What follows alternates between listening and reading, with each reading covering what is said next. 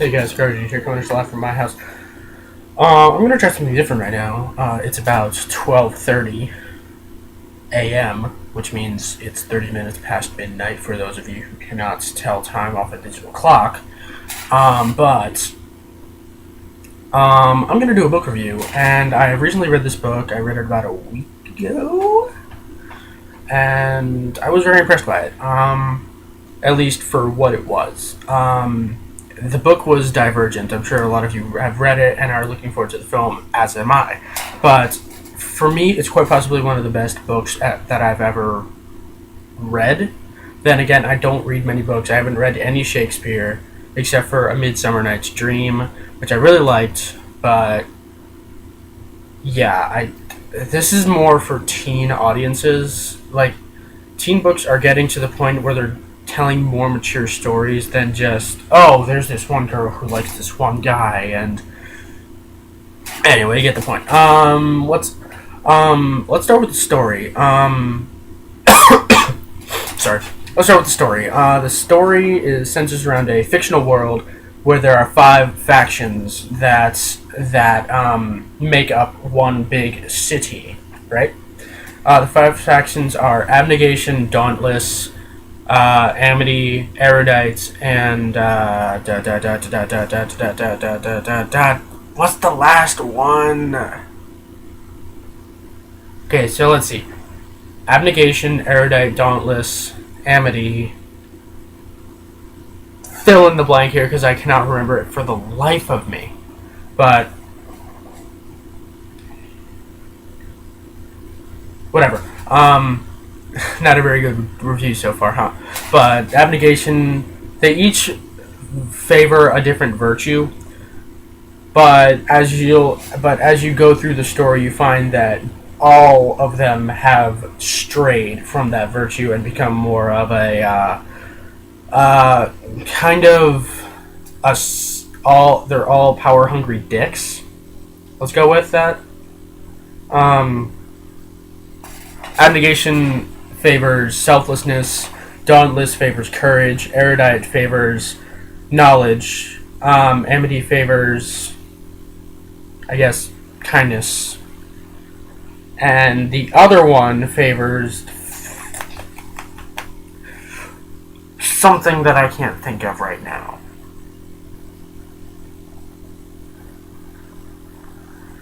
No. Amity favors cooperation, I think. So, yeah. But anyway,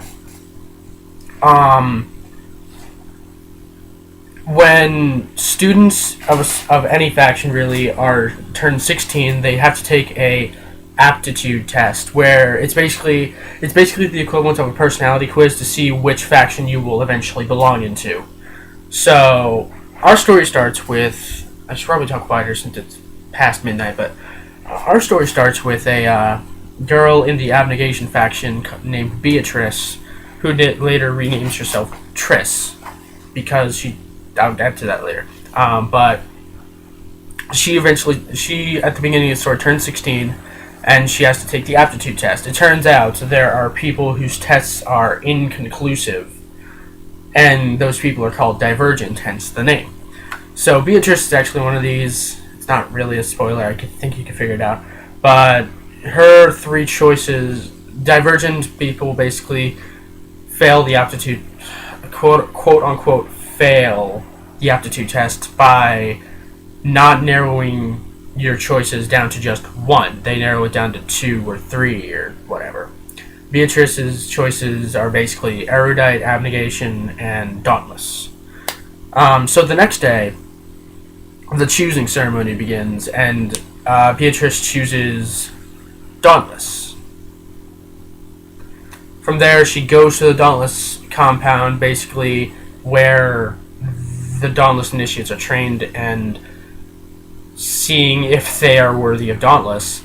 And she meets her instructor named Four. You'll find out why his nickname is that throughout the story, but yeah, that's the basic summary of the book. I'm not going to reveal anything past that point because the rest is just pretty intense once you get into it. How the what I want to go into next is how this book is told. Basically, I'm not one of those people that likes really, really descriptive books. I don't like it when books point out every little last detail, especially when it's not important, worth a damn. Like, I'll give you a perfect example. For 8th grade, I had to read The Crystal Cave. Okay, first of all, I didn't read it. I read the first 100, 200 pages of it, and it was... Maybe it's my ADHD mind, maybe it's not, but descriptive books like that, where they point out every little last detail that doesn't even matter, tends to get me bored, and I put the book down after maybe 10 minutes of reading. Divergent is not that. It gives detail, or at least enough to where you can form a general picture, but mostly it gets you the general setting, but the rest is left open to your imagination. So, like there's this one scene on a skyscraper, and that's all they give you. Or a skyscraper with a zip line down, that's all they give you. And you basically have to make the rest up yourself, which I like. I like thinking up my own images, I like thinking up my own scenery. But, yeah, first I like that. Second of all, I like the attention to detail of the characters and their actions. That not the descriptions of what they look like or their personality, just the things they do, like twiddling of the thumbs. I like it when books say they twiddle their thumbs. It shows kind of nervousness and anxiety, stuff like that, without actually having to say he looked nervous or she looked anxious to get on with the day, or something like that. But like as a writer, I think that stuff is important because it saves the reader from the monotony of explicitly stating how the characters feel. Because if you just do that, the book gets boring. The characters become very, very much character-like instead of being like real people, like I think they should be, or at least they should act like real people. Of course, if it's a fantasy book, they're gonna act in an idealistic way, but they should still feel like real people. You know what I mean? So yeah. I'm sorry, I have a bit of a cough, but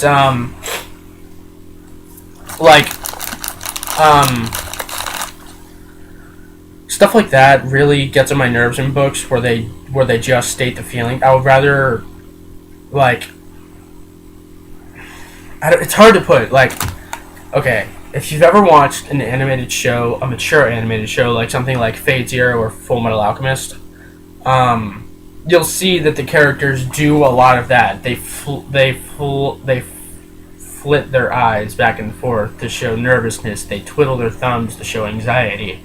They tap their knee to show impatientness, and it shows more of their personality than I think it shows more of their personality other than just stating how they feel.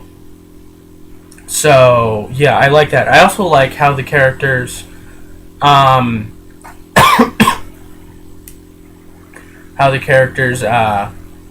interact with each other. They feel very believable in the setting that the book gives, because it's not necessarily a dystopian future or dystopian world, basically a non-ideal future or world, but it's not really a utopia either. It's somewhere in the middle. Like things on the world are stable. Sorry. Things in the world are stable as far as the general public knows, but let's just say it's not really a good time for free will. Let's just go with that. Because think about it. You are chosen at 16 to be forced into one of 5 factions. And that's what you have to do for the rest of your life, basically. But Yeah. Cause the way this isn't really a spoiler. It comes up in like the 8th chapter. It's not anywhere near the end.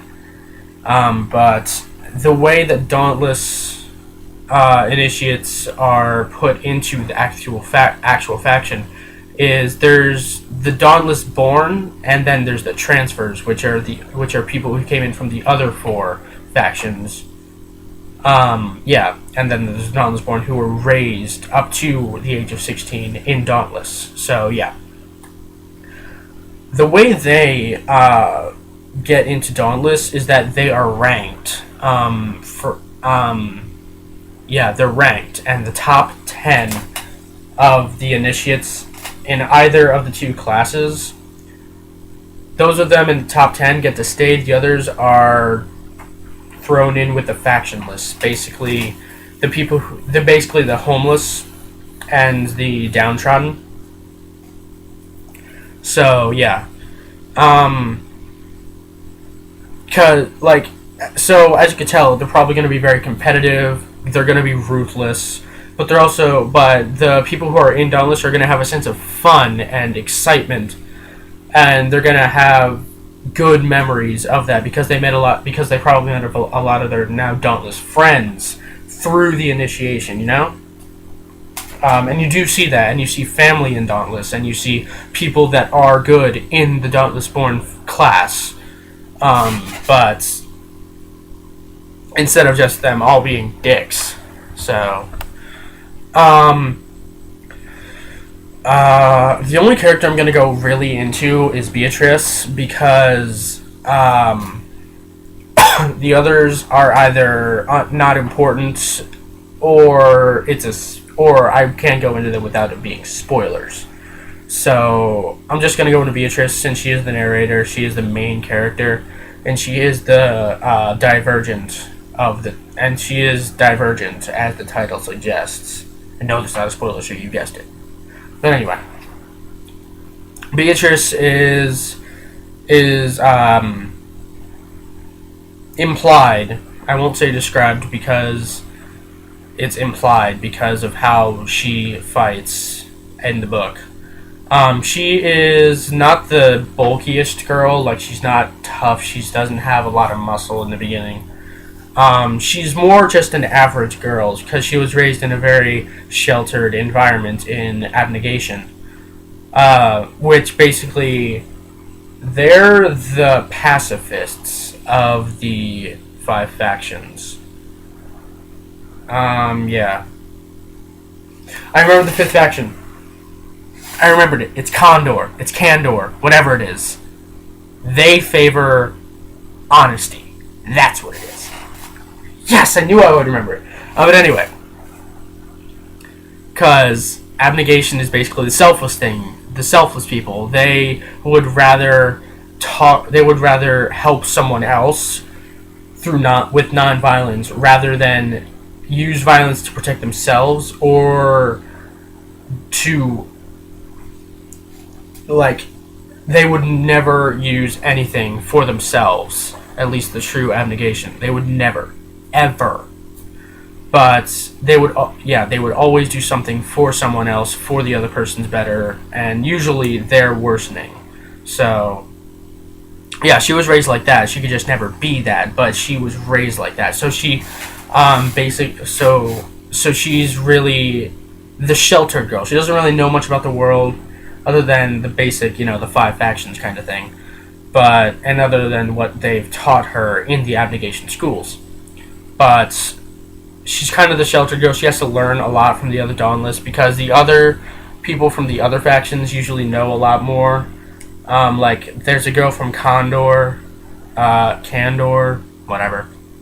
Whenever I say Candor, it just sounds like Kanto from Pokemon, but whatever. Or Japan, whichever. But Condor, there's a girl from Condor who you can always tell when someone's lying, and there's also an erudite girl, or guy, who basically knows a lot. I think it's a guy. It might be a girl. I'm not sure. But anyway. But yeah, Beatrice is the sheltered girl. I said that like 3 times already. But she's the sheltered girl 4 times, who has to learn a lot twice. Okay. And she's kind of the blank. I think she's meant more to be a blank slate in the beginning, like in the beginning of the Dauntless initiation. She's meant to be more of a blank slate, learning from everybody while she gets her bearings. Like we're learning about everything that's going on. But eventually, as the story progresses, she does grow into a tougher, more independent girl, and not just basically a housewife type character. But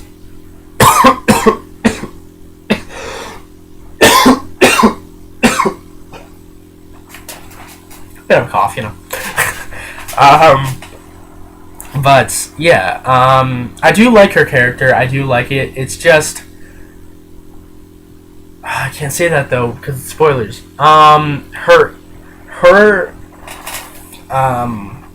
feelings toward another character throughout the story, I feel, is a little bit rushed. No, it's not really rushed because it takes place throughout basically the entire story. I would say it's more forced because I think it was a good decision that it wasn't there because it added some tension in the climax. But and it led its way to several key events in the sequel, Insurgent. But I guess it was just kind of poorly implemented. I think, and every time I get into one of their scenes together, it moves on. It doesn't stick with them enough to make me care that much about them. And as you can guess, it's pretty much it's most definitely a romance. But yeah, I do like both of the characters though, individually. But as she becomes more independent, she tends to act more rashly than I think a courageous courageous person should. But as you'll find out, that's kind of how Dauntless was transformed into. It was transformed into a ruthless and rash, kind of brute faction. But yeah. What else to say? The climax was rushed. I'm not going to say why, and I'm not going to say how. But basically, the setup for the climax doesn't. It literally comes in 2 chapters before the climax actually takes place. So, okay, so the only problem I can find with this book, in terms of storytelling, is that it drags a lot, because at least 20 chapters in this book, and each chapter is around 10 to 15 pages long. So that's so you're talking about 200 to, I think, 250. No, 200 to 300 pages of the book take place within let's see, I think 2 to 3 weeks tops. Yeah, it does get a little bit boring near the end, but there's enough events within those 2-3 weeks to make you want to keep reading to the end. And it ends very abruptly. That's another thing. I think it should have been at least 30 pages more. At least. Because, well, it's not really a spoiler, so I guess let's get it. There's this really long section about, I didn't even read it, but there's this really long section after the end, and it takes place at least in 1/8 of the book with the lead. of the book's width. You know, like, if you flip through the pages, an eighth of those pages would be after the finished story. Or the quote-unquote finished story, because there's 2 sequel books, but whatever. Yeah.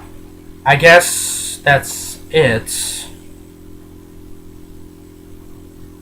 Yeah, I guess that's it. I can't really think of much else that I want to say. I'll probably upload this sometime tomorrow. Maybe. Or today, since it's 1 in the morning now. Oh, it's 12:54. Shut up. Whatever. I'm probably going to do a book review of Hunger Games next, because I do like that series, but whatever. This is probably, in the past 10 to 12 years, probably the best book I've ever read. I do think it's better than the Hunger Games series, but then again, I haven't read the second half of the second book, and I haven't read the third book, which I hear sucks. So we'll see. But when I read those, I'll get back to you about this series. Until then, I'll see you guys next one. Subscribe, like, comment, criticism is always welcome. Tell me what I can improve in these book reviews, because I kind of plan on doing more. I do want to do these, but these are fun, actually. These are pretty fun. But, yeah, I guess that's it. See you guys later.